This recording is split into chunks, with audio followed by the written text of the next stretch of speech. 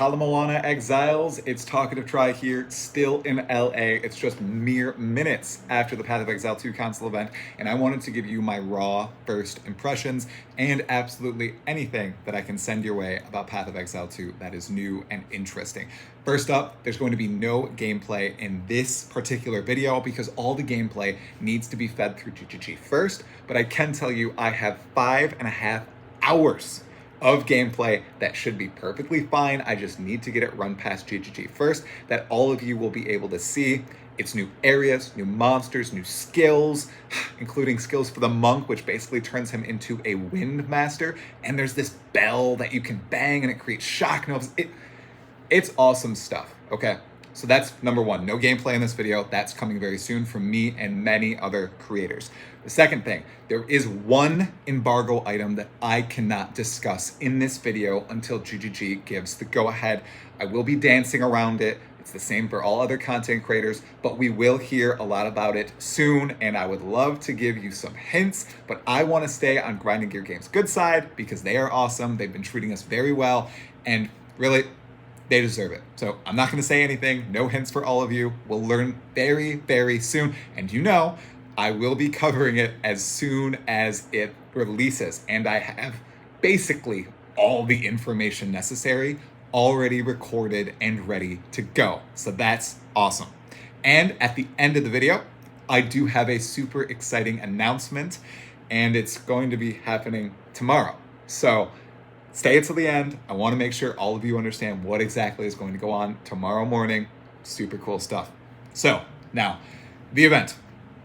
We walk in. Oh my gosh, there's like 100 or more couches in there and 100 or more televisions. Grinding Gear Games went out, like all out. They took people wanting to play couch co-op, literally.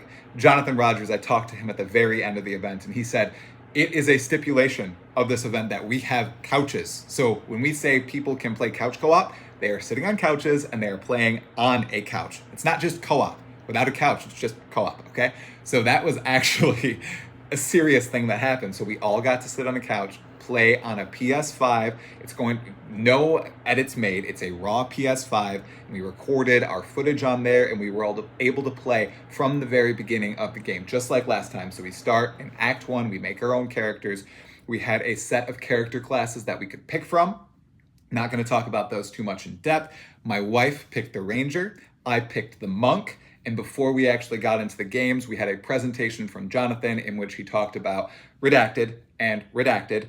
I will talk about those very soon, and essentially went over why console play is very important. I mean, it's going to expose it to a huge audience. They've done a lot of work on this, and let me tell you, it feels very, very good. So I'm going to go through all the huge improvements that I saw from my first playtest in LA in March to now, in order of importance. And you can skip around in the video if you'd like. The timestamps will be below. But we're going to start with the most important thing in my eyes, and that's the tutorialization of Path of Exile 2. Of course, veteran players may not care about this as much as we've seen with the drama surrounding consoles. A lot of people think, oh, well, it's not going to affect me, so I don't care about it. Wrong mindset to have, okay? The tutorialization of PoE 2 is phenomenal now, okay? So not only do they have breakdowns of all the skills with videos on PC and pictures on console, now they have definitions for every single keyword in PoE, where you can hover over it and you can click on it, and then if there's another keyword in that definition, you can click on that, and you can learn all about what all these different skills do. It's phenomenal, okay? And the tutorials in the game itself are very clear, very concise, and they push you in the right directions, and they help new players, as my wife was, kind of learn the game.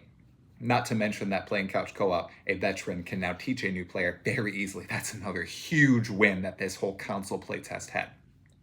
Anyway, it was phenomenal. I really like this addition, and it's going to help a lot less people bounce from PoE. It's just very, very crisp. There's one thing that I think that they should add to this, and that is a crafting tutorial early on with currency orbs, because here's one big change from that demo, everybody, in March, besides the tutorial stuff.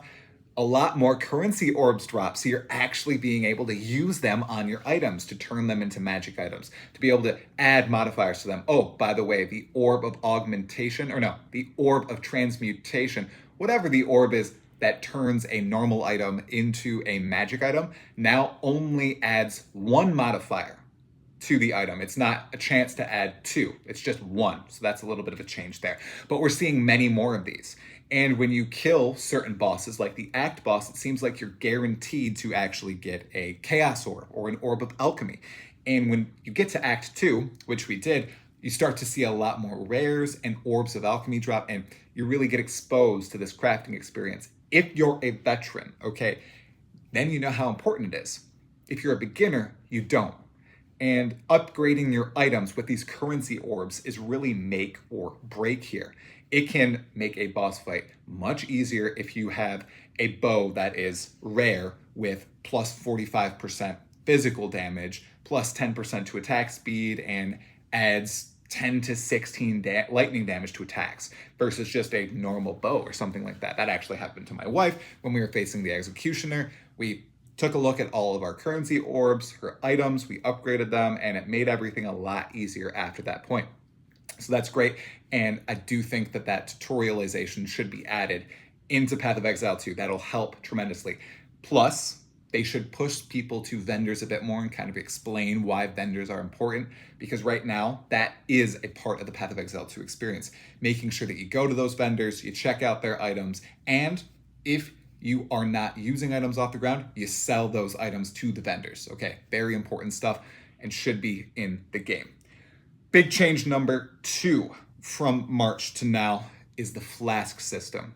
Okay, I was on the record saying directly to Jonathan that it did not feel good in March, playing Melee especially, because I constantly was getting hurt. I constantly had to use Flasks, and then I had to go back to town, use the well, come back, fight another pack, and then, oh, I need to refill my Flasks again. Oh my gosh. Did not feel that in the slightest in this demo. We played for about 6 hours, 6.5 hours, a ridiculous amount of time. Never did I feel that pressure in a way that it was imposing on my fun. We did feel that in elongated boss fights, and it was a difficult battle, and that stress was at play, but not when I was just walking around fighting packs. Being able to refill flask charges from killing normal monsters again is a big win. Thank you, Grinding Gear Games, for reversing your thoughts on this. And thank you for not making us Melee players, or really any players who aren't the best at flask management, have to go back to town after every single pack. It felt so much better. And in combination with that, Melee, I played a monk, felt phenomenal. Okay, it may not have been as strong as ranged, because with ranged attacks you can move when using almost any skill.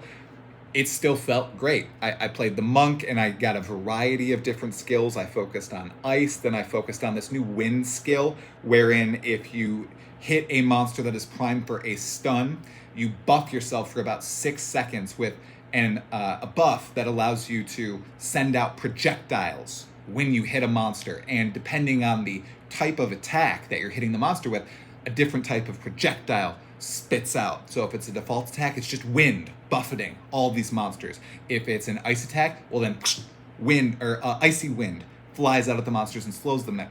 It's great. It was really, really fun.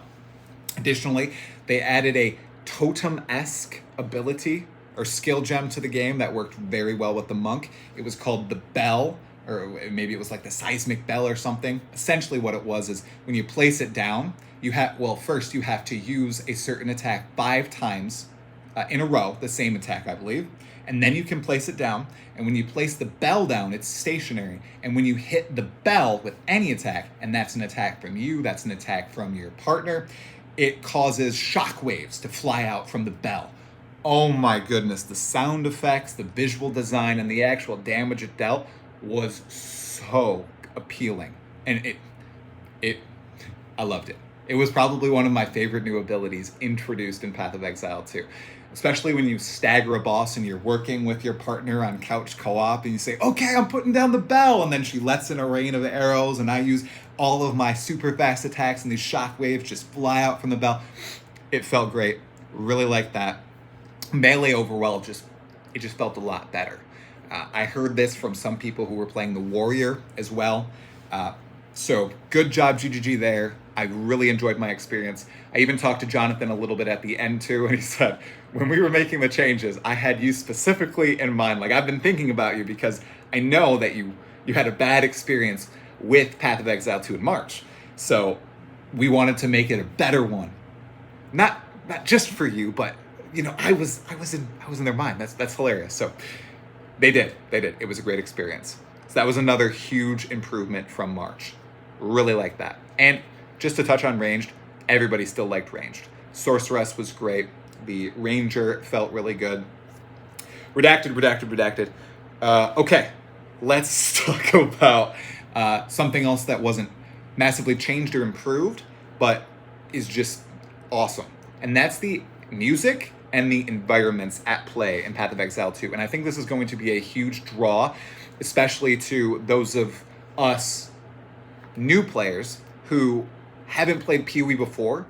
Guys, this is a serious AAA quality in terms of graphics game and presentation. Here's just one example. The Executioner boss fight. Okay, the one that is supposed to hang you in the opening cutscene, and then you encounter him again before you go to face the Iron Count. So the village around you is burning. You walk up to him as he's executing 3 other people, 2 people on guillotines, 1 person is hanging, getting ready to go onto the guillotine. And as you're walking up, it's blood-curdling screams. Someone's begging for her life, saying, "Oh, we can do something different. Please help us." I wish I could put the clip in, but I can't. And right as you walk in, he brings down the hammer, and her head rolls onto a pile of at least 30 other heads. My wife did not notice it the first few times. That was the hardest boss. Took us the longest. She didn't notice it the first few times, and I had to point it out, and it was too gruesome for her. She could not look at it in future runs. But everything, the music swelling, the dialogue, the animations, the environments, all of it is so meticulously well put together. And there are improvements from March here too, surprisingly, minor ones. There are new objects, new monster models, new animations, new bits of dialogue. Going through the Grim Tangle now, you have a sorceress who helps clear the way. It's awesome. They're continuing to put more and more work into it, even though I thought it was in an excellent state back in March with Act 1.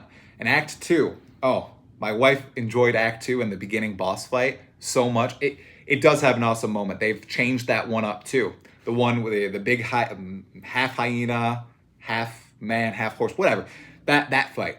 Instead of just a few hyenas coming out at the 75, 50, 25% mark, there is an absolute swarm of hyenas, and it just gets so stressful, and we're freaking out and trying to collaborate and attack these waves while the boss is still rampaging left and right and left and right.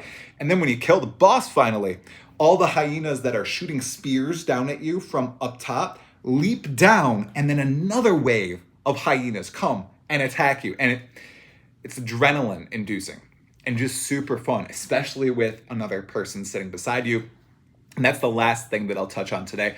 This, even though it was a new Path of Exile 2 with lots of new features, the tutorialization, the updated flasks and melee, and new abilities and all that, and redacted, it was a test of console play. And let me just say, it was a huge win for grinding gear games, okay? Because there's only one downfall that I saw with consoles. They've designed it very well, from the interface to the actual gameplay feel to the couch co-op angle, which has now convinced my wife essentially to buy a PS5 so we can play this. Or Jonathan once again gave us advice. We could run an HDMI cord from a really long HDMI cord from our computer to our big TV and then use wireless controllers because we'll have better frame rate. That does play into the one downfall here. Sometimes, and you'll see this in the footage when I upload it, hopefully in a few days, frame rates do drop.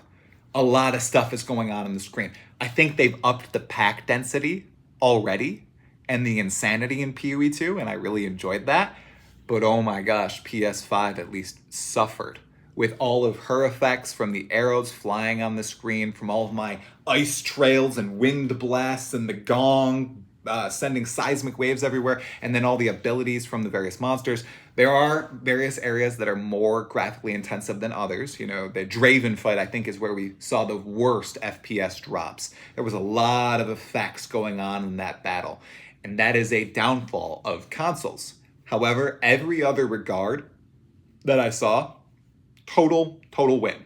Okay? Unfortunately, lots of the questions you all had, I wasn't able to ask the developers because they were walking around. We talked to them about the game and the gameplay we were experiencing, right? Well, I have good news for you.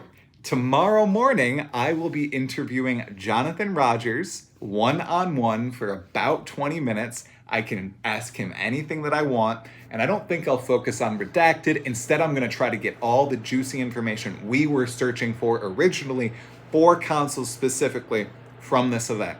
I know a lot of people who enjoy playing on consoles or are looking forward to playing PoE2 on consoles in the future came to this channel, asked me to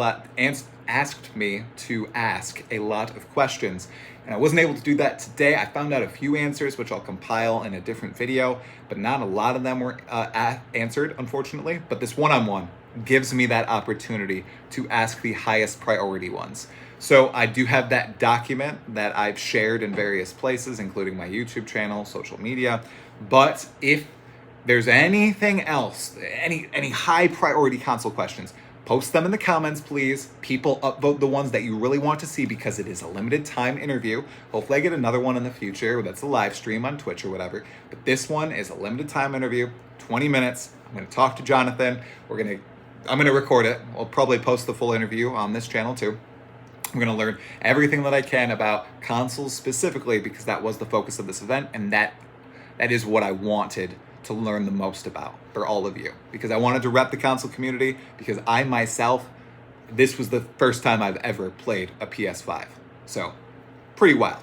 One more thing, it's not as cool as a Jonathan one-on-one interview, but at the end of the event, we did get a swag bag, and they did give us an Xbox Series S controller, Pro controller with Path of Exile 2 branding. I don't know how well you can see it here. It has lots of controls on the back, which you will need for Path of Exile 2 on consoles. Oh my gosh, that's another thing.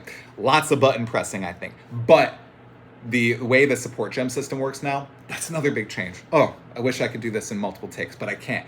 Lots more support gems drop now as well, early on in the game, which is awesome. I had multiple skills that were 3-linked by the end of Act 1. It was awesome. Worked really well. I also got this, the Hammer of Lumerius, and I would like to tell all of you, if you do not like this video and subscribe to the channel and hit the sub-notification bell if you haven't already, I will come and find you personally with the Hammer of Lumerius, and, well, I can't say exactly what, but whatever. So, if you watch this video tomorrow, make sure to look out for the gameplay, look out for Redacted, look out for the Jonathan Rogers interview, and watch this video somewhere on your screen right now. I bet it's going to be about Path of Exile 2. I can almost guarantee you. Wow. What an event. What an event. Did you have fun, Natalie? Yes. You did? Yes, Okay. please. Great. Good. All right. Thank you so much for all your support. Talakura.